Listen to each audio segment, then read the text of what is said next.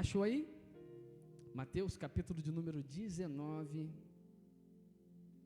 27 ao 30 diz o seguinte: Então Pedro, tomando a palavra, disse-lhe: Eis que nós deixamos tudo e te seguimos. Que recompensa, pois, teremos nós?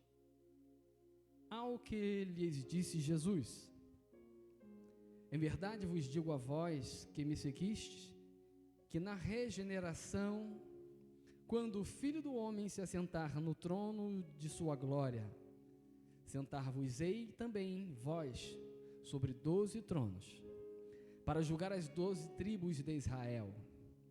E todo o que tiver deixado casas, ou irmãos, ou irmãs, ou pai, ou mãe, ou filhos, ou terras, por amor do meu nome, receberá 100 vezes tanto e herdará a vida eterna.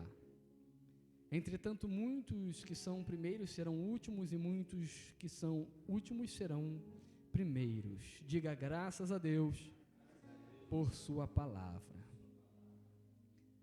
Para seguir a Cristo, nós temos que deixar muita coisa. Eu vou repetir. Para seguir a Cristo, torna-se necessário deixar muitas coisas. O que se exige de imediato, em primeiro lugar, é o abandono do pecado. Em João, no capítulo 5, verso 14, e em João 8, verso 11, em dois determinados momentos, Jesus ele realiza uma cura, um sinal, um milagre, um prodígio. E no final, na conclusão, ele vai virar para pelo menos duas daquelas pessoas, como está registrado no Evangelho escrito segundo São João.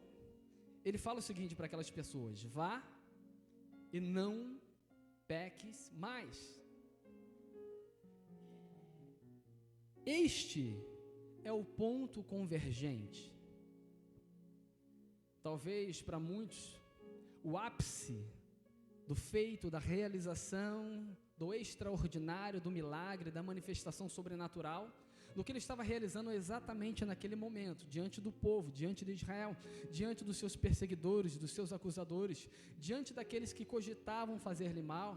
Talvez o ápice tenha sido o milagre, a cura, o resultado da sua presença, da sua pessoa, diante das multidões. Mas o ápice, na verdade, o ponto central e convergente é exatamente aquilo que traz conversão à alma, ao coração, à mente, à estrutura humana, que naquele exato momento, além de receber um milagre, ele recebe a maior e melhor e mais importante orientação que ele poderia receber na sua vida, que é o vá e não peques mais, de forma imperativa. Jesus deixa isso claro e deixa isso evidente. Então é a conversão integral da pessoa. As pessoas chegavam diante de João Batista na beira do Jordão, ele vestido de pele de camelo, se alimentando de mel silvestre, de gafanhotos. Ele pregava o arrependimento, sendo chamado pela palavra profética da voz que clama no deserto, aqueles a qual tem o espírito de Elias, aquele que estaria indo à frente, abrindo o caminho para que o verbo vivo viesse a se manifestar. E ele pregava uma mensagem de arrependimento. A Bíblia diz então que João Batista, na beira do Jordão, as pessoas chegavam a ele, confessavam os seus pecados, e arrependidos eram batizados em nome do Pai, do Filho e do Espírito Santo. A Bíblia diz que esta era a mensagem de confissão dos pecados, e aí então vinha o batismo. A maneira taxativa de dizer isso mostra que no que diz respeito à salvação, Jesus ele era sem filtro. Eu vou repetir, esses textos que nós acabamos de ler, vai e não peques mais, a mensagem de arrependimento de João Batista e muitas outras, no que diz respeito à salvação da alma do pecador, a Bíblia nos mostra então que Jesus ele era sem filtro. O que significa isso? Ele não media palavras, não havia rodeios. É um pouco interessante a gente parar para observar essa questão, parece ser algo simples, mas quando nós trazemos à tona da nossa realidade, da nossa cosmovisão eclesiástica, evangélica, na atualidade, nós vemos que nós atuamos de forma diferente, porque nós temos uma preocupação exacerbada, uma preocupação exagerada, de como nós vamos abordar, de como nós anunciamos, de como nós vamos falar. É tão grande esta preocupação que nós temos a respeito de não ferir, não causar dano, não escandalizar o outro, que nós chegamos a agir da mesma forma que eles lá fora agem. Aqueles que estão longe, distante, perdidos, nós chegamos a nos tornar até mesmo semelhantes a eles, porque nós temos preocupação e cautela de não magoar ninguém. Nós somos uma geração que nós pisamos em ovos, para não magoar o nosso próximo, quando nós vamos transmitir. E quando nós olhamos para Cristo, quando nós olhamos para João Batista, quando nós olhamos para os discípulos, o que nós vemos são pessoas que estão transmitindo a mensagem da redenção ao pecador, e isso sem filtro. A Bíblia diz que iam com eles grandes multidões, e Jesus, voltando, disse-lhes: se alguém vier a mim e não aborrecer a pai, e mãe, e mulher, e filhos, e irmãos, e irmãs, e ainda também a própria vida, não pode ser meu discípulo. E ele vai dizer: quem não levar a sua cruz e não me segue, não pode ser meu discípulo. Todo aquele que dentre vós que não renuncia a tudo quanto possui, não pode ser meu discípulo. Lucas capítulo 14, verso 25, 27 e 33, Jesus ele afirma: se não fizer assim, não pode ser meu discípulo. E ele fala isso por 3 vezes.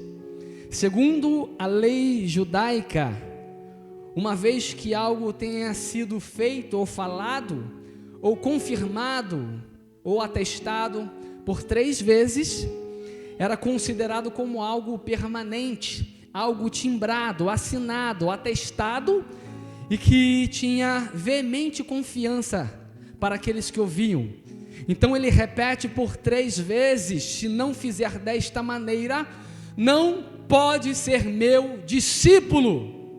Isso é chamado de chazacá, ou seja, o atestado, a confirmação. Ele diz por 3 vezes em um mesmo capítulo, que se nós não agirmos desta forma, não seremos seus discípulos. Você vê que Jesus ele não usa um filtro, ele não pisa em ovos, ele não mede esforço, ele não tem rodeios. Ele fala o seguinte: se você quer ser semelhante a mim, se você quer ser filho de Deus, se você quer ser verdadeiramente meu discípulo, meu seguidor, aquele que vai comigo nesta jornada à eternidade, você precisa fazer tudo isso que eu estou dizendo para você fazer.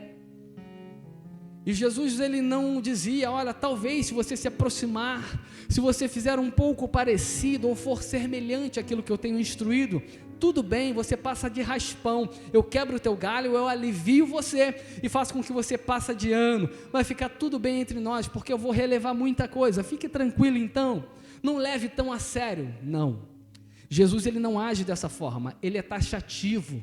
Se não fizer, tu não é meu discípulo. Se não fizer, tu não se tornará semelhante a mim. Se não fizer, você não estará destinado ao reino dos céus. Jesus, ele deixava as coisas claras. Parece ser um pouco duro essa forma de enxergar a maneira que Cristo transmitia, mas Cristo despertava na mente das pessoas a compreensão do imediatismo sobre o pecado. O que significa isso? O pecado é algo que tem que ter uma resposta imediata na sua vida. O pecado é algo que precisa de uma solução imediata na sua vida. O pecado é algo que precisa ser extirpado do seu meio, do seu coração, da sua mente, do seu caminhar, da sua jornada, da sua casa, da sua família, de quem você é, de maneira imediata. Jesus ele transmite a responsabilidade do imediatismo a respeito do pecado. É como se ele dissesse: daqui para frente você não pode mais continuar dessa forma. Era taxativo, era imponente o seu posicionamento. Então Jesus, ele deixava as coisas claras.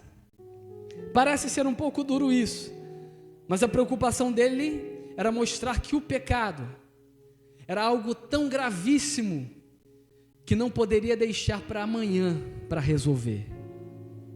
Precisava resolver o já, o agora, o hoje, quando se fala a respeito de pecado. E esse é um problema que parece que nós temos, porque nós estamos vivendo em meio a uma geração tão sensível, que não consegue escutar um não, nem de pai, nem de mãe, quanto mais o não de Deus, que ele não vê, que ele não enxerga, que ele não sente. E exatamente, quando falamos da santidade, dos princípios da palavra de Deus, isso é um não de Deus para essa geração, para essa humanidade que se encontra agora. E essa geração e essa humanidade, ela tem um não de Deus como desaforo, tem um não de Deus como confronto, como afronta.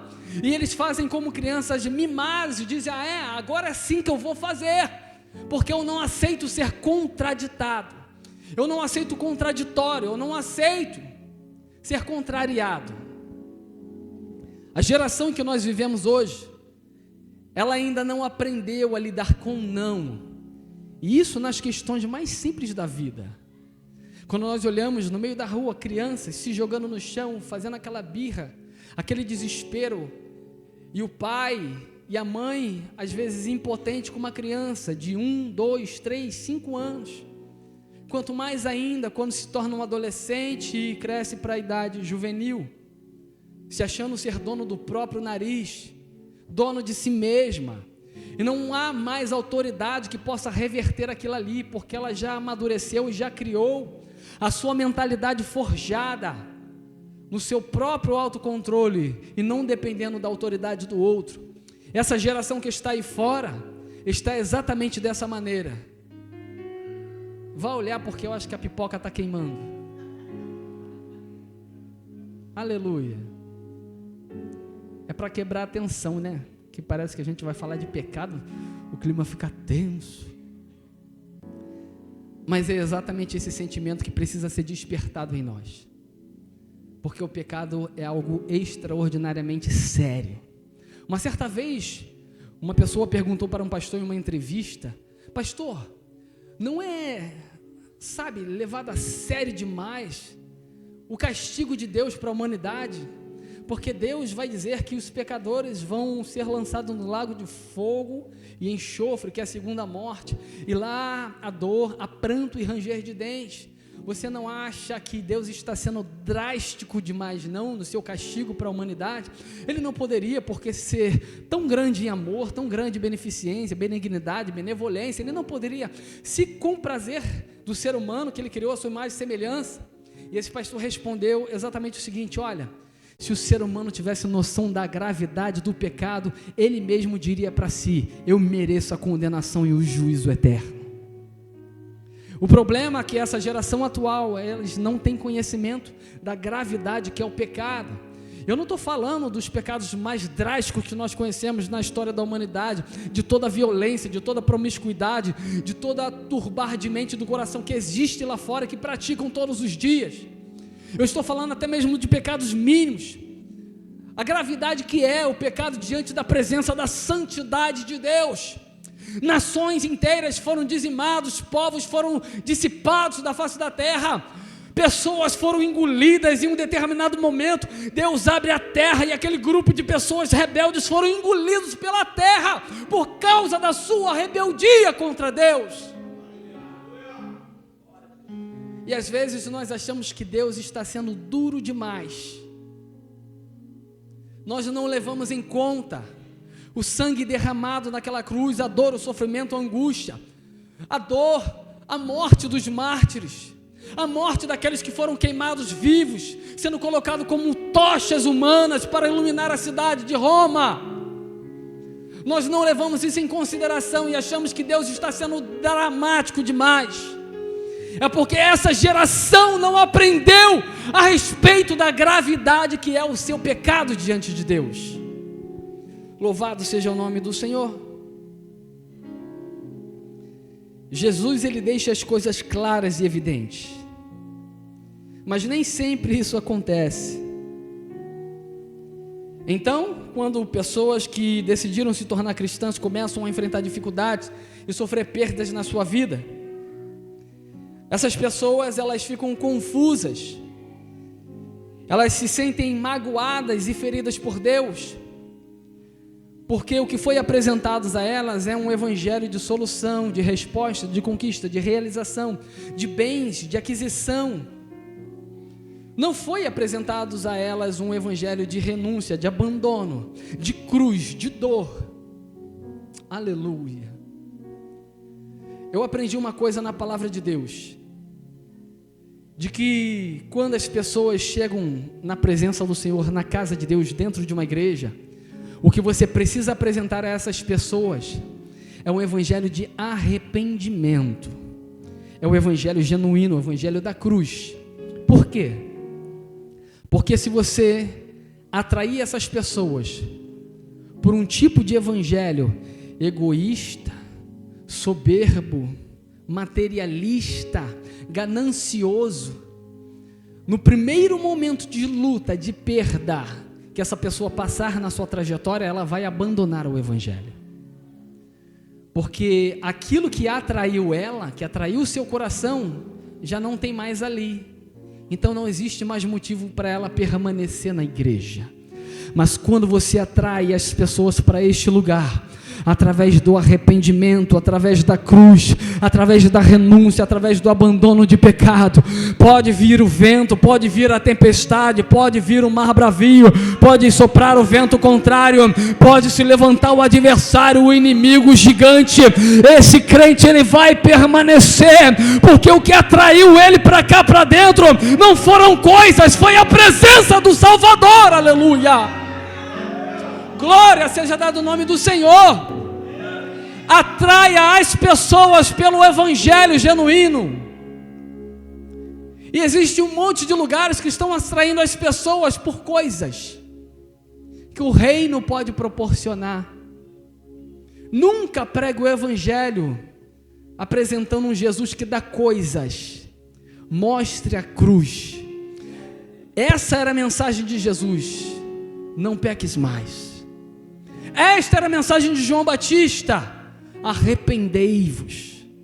Esta é a mensagem que deve atrair o pecador, porque se eu vou atraí-lo para cá para dentro, porque tem luzes, porque tem fumaça, porque você pode fazer de tudo que quiser, no primeiro golpe de vento, e nem digo vento, eu estou falando daquela brisa suave, do ventilador no mínimo, e ventilador Faete, meu Deus, é da minha época. Ela vai abandonar o reino de Deus, ela vai abandonar o evangelho, porque aquilo que atraiu ela a este lugar, a partir do momento que não existe mais, ela vira as costas e diz: eu não tenho por que permanecer aqui neste lugar, mas aqui está uma igreja firmada e alicerçada na rocha, na palavra, no evangelho genuíno, na renúncia, no arrependimento, na santidade, e pode vir a tempestade que for, você permanece, porque a tua casa está edificada sobre a rocha. Vem o vento, vem a tempestade, vem a chuva, sopra o vento que for, mas a tua casa permanece, porque Cristo é a rocha que alicerça você. Louvado seja o nome do Senhor. Exemplos.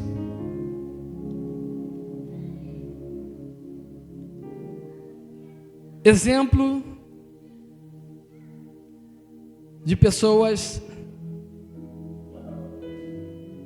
que abdicaram de um monte de coisa para permanecer firme em um propósito. A loucura de Abraão. Por que loucura? Porque tem que ser, aos olhos humanos e naturais, tem que ser louco, não é possível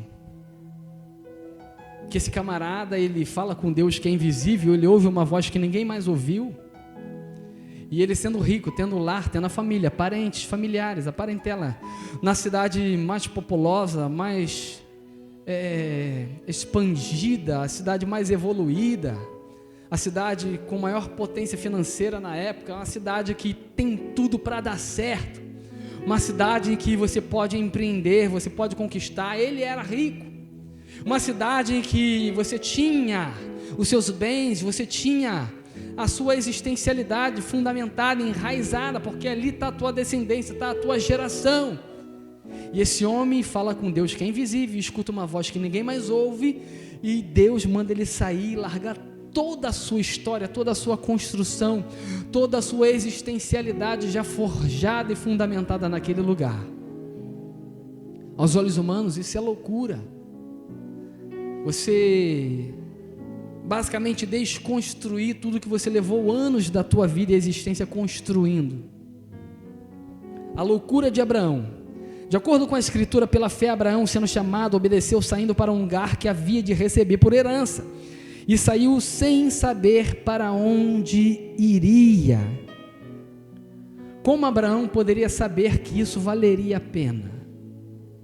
Essa é a primeira pergunta, porque quando a gente olha para trás, como humanos, Abraão poderia dizer: olha, eu vou botar na balança essa proposta, porque sinceramente eu já estou tão confortável com aquilo que eu sou, com aquilo que eu tenho, com aquilo que eu construí, que eu vou precisar realmente entender que este passo para o invisível, ele vale a pena.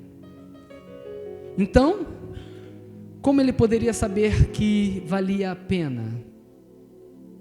Através de uma coisa somente: fé. Fé nesse Deus que é invisível, nesse Deus que ninguém ouvia, mas que ele tinha um relacionamento. Ninguém precisa ouvir o que você ouviu um dia, ninguém precisa enxergar pela fé o que um dia Deus fez você enxergar.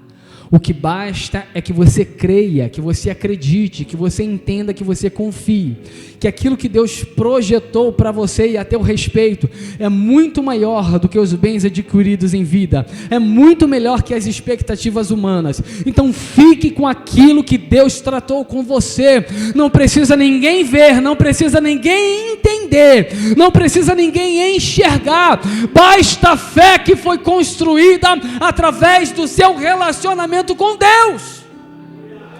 Isso é suficiente para que aquilo que eles vão chamar e dizer que é loucura se transforme em um testemunho de milagre, da grandiosidade, da promessa que Deus tem a teu respeito. A loucura que eles olham para a sua vida e dizem: não tem jeito, não tem escape, não tem solução, não tem saída, não tem porquê, eu não consigo entender. Eles vão olhar e vão ver verdadeiramente que o Senhor, Ele foi contigo, e Ele não é só contigo no final, no resultado não, Ele é contigo na chamada, na trajetória, na dificuldade, aleluias, na escassez, na luta, na dor, nas perdas, e Ele vai ser contigo lá na frente, vai te dizer: eu sou contigo, meu servo. Lá na frente Ele vai testificar de que quem fez foi Ele, quem começou foi Ele, quem vai trazer o resultado final é o Senhor, para a glória de Deus. Moisés, ele deixou o palácio para estar ao lado do povo de Deus. A Bíblia diz que pela fé Moisés, já sendo homem, recusou ser chamado filho da filha de Faraó, escolhendo antes ser maltratado com o povo de Deus do que ter por algum tempo o gozo do pecado, tendo por maiores riquezas o opróbrio de Cristo do que os tesouros do Egito, porque tinha em vista a recompensa. Hebreus capítulo 11. Ele rejeita, ele se recusa a ser chamado de descendente, de herdeiro. Geralmente é o contrário. Por exemplo, quando nós olhamos para os noticiários da internet, nós vemos pessoas brigando por herança. Quando um bilionário morre, a primeira coisa que começa a acontecer, além do lamento e tristeza de algumas pessoas, principalmente dos familiares, começa a aparecer filho, começa a aparecer sobrinho, começa a aparecer seja quem for, dizendo: olha, eu também sou da família, eu tenho parte nessa herança. Quando nós olhamos para o cenário atual do homem de hoje, nós vemos a ganância no coração, e muitos falsificando documentos para dizer, eu tenho direito também, eu tenho parte nisso. Pessoas até mesmo que não são consanguíneas. Quando nós olhamos para Moisés, nós vemos acontecer exatamente o contrário, porque ele teria o direito, a herança, o palácio, servos, ouro, comida, vestes, o aconchego de que um trono poderia proporcionar para ele. Só que a Bíblia vai dizer, ele coloca isso na balança, ele rejeita ser chamado filho, descendente de Faraó, escolhendo antes ser maltratado. Exatamente a mesma loucura que teve Abraão, sair da sua zona de conforto e escolher ser maltratado. Não é possível, ele era sadomasoquista, acabou o remédio dele, ele parou de tomar o Rivotril, porque não é possível alguém deixar a realeza e escolher ser maltratado. Mas é exatamente isso que Moisés faz, simplesmente por crer em um Deus que o chamou da terra do Egito, para ser um instrumento, para ser um canal, para ser um libertador. Eu não estou dizendo que você tem que abandonar toda a sua história, trajetória, sonho, projetos e propósitos, para viver uma vida enclausurada, andar nos desertos da vida, viver pela fé, como muitos costumam dizer por aí. O que eu quero que você entenda nessa noite, é que se a tua fé não for semelhante à fé desses homens, nunca valerá a pena a sua trajetória, nunca valerá a pena a sua história, nunca valerá a pena essa jornada, se você não crê num Deus que cuida, num Deus que é a providência, num Deus que é o sustento, independente do cenário que está se apresentando para você. Porque a primeira coisa que acontece quando a gente perde um carro, um bem, um emprego, é a gente ficar desesperado, porque uma porta se fechou. Só que Deus, Ele chama para você viver essa fé naquilo que não existe ainda diante dos teus olhos. Tem noção do que é isso? Não existe, não foi gerado, não tem. Enxerga isso que eu estou tentando te dizer. Não tem, não existe. E o Senhor ainda assim quer que você creia. É impossível. É exatamente aquilo que nós falamos sempre. Você está diante de um precipício e Deus fala, vai, porque eu sou contigo. Senhor, se eu der mais um passo, eu vou cair em um abismo. Vai, porque eu estou te mandando, eu sou contigo. Aí nós queremos ensinar a Deus, Senhor, você não está enxergando. Espera aí, você quer que eu te leve lá na... Qual é o nome da ótica? Ótica Diniz? Porque o Senhor está precisando de um óculos, o Senhor não está enxergando, não tem chão. Você não está vendo isso? É loucura o que você está me pedindo. E Deus fala, vai, porque eu sou contigo. E quando essa fé, naquilo que é inexistente, arde dentro de você, você vai dar o passo. E quando você dá o passo, Deus coloca o chão para você pisar. E não é um chão que traz desequilíbrio, é um chão firme, que te dá clareza, que te dá firmeza, que te dá certeza, que te traz convicção. Você continua não enxergando, mas você está firmado naquilo que Deus construiu dentro do seu coração, que é a fé nas promessas que Deus tem a teu respeito. Entender o que Deus tem a seu respeito faz com que as suas decisões prosperem. Você precisa entender o que Deus tem a teu respeito. Aí a tua fé vai prosperar no que Deus tem para realizar. Ruth, ela deixou o seu povo para ingressar no reino de Deus. Ela saiu de Moabe, renunciando à sua pátria, à sua parentela, aos deuses dos seus ancestrais. Escutou a seguinte bênção quando chegou em Belém: o Senhor recompense o que fizeste, e te seja concedido pleno galardão da parte do Senhor, Deus de Israel, sob cujas asas te vieste abrigar. Ruth deixou seu povo para ingressar em algo extraordinário e que só pode ser vivido através da fé. E talvez o que falta para muitos de nós é simplesmente se abrigar debaixo das asas e do cuidado de Deus. Porque na maioria das vezes o que nós estamos vivenciando na nossa vida são os nossos próprios cuidados. O que eu consigo fazer, aonde eu consigo chegar, até onde eu posso ir, qual é o meu limite? E a gente sempre tenta se reinventar, sempre tenta vencer os nossos próprios limites para conseguir um pouquinho mais. A minha esposa, não sei o que passou na cabeça dela, mas chegou um determinado momento que ela vira para mim e fala: olha, vamos participar dessa corrida? São apenas 10 quilômetros. É verdade, Jance. Jance estava de boca aberta ali, Verônica. Ela falou para mim: vamos, amor, comigo? Eu, quando eu olhei, falei: vamos, claro, que maravilha, já comigo, né?